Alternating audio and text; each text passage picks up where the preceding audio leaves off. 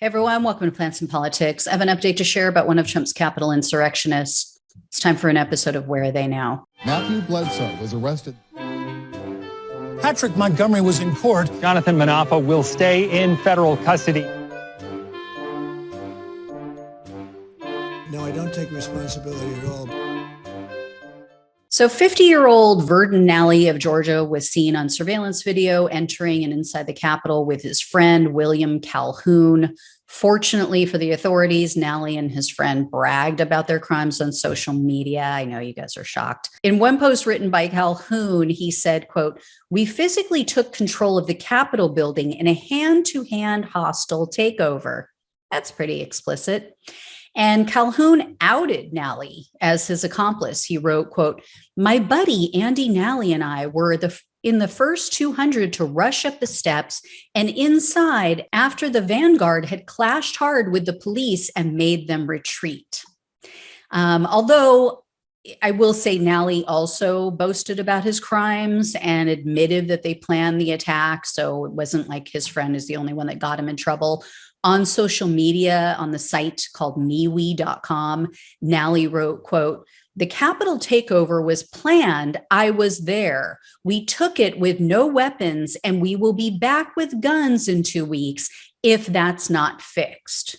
So in saying that, he's, of course, referring to his belief that the election was stolen. So Nalley was arrested on February 19th. He was indicted on charges of obstructing an official proceeding, entering a restricted building or grounds, and disorderly conduct in a Capitol building. Now, based on the one obstruction charge alone, Nalley was facing up to 20 years in prison. So in December, he pleaded guilty to one charge of entering a restricted building or grounds. That reduced his potential sentence down to 1 year maximum in prison and up to $100,000 in fines. And Nalley's criminal history was very dated. So prosecutors didn't factor that into their recommendation.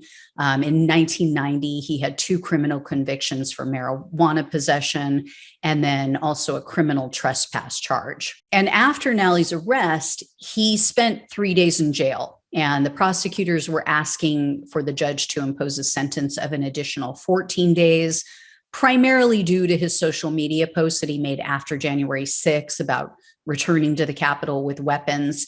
However, in court, he expressed remorse. He said, quote, "I made a huge mistake." And then he said, quote, "I'm sorry to my family, the court, and you and the justice system.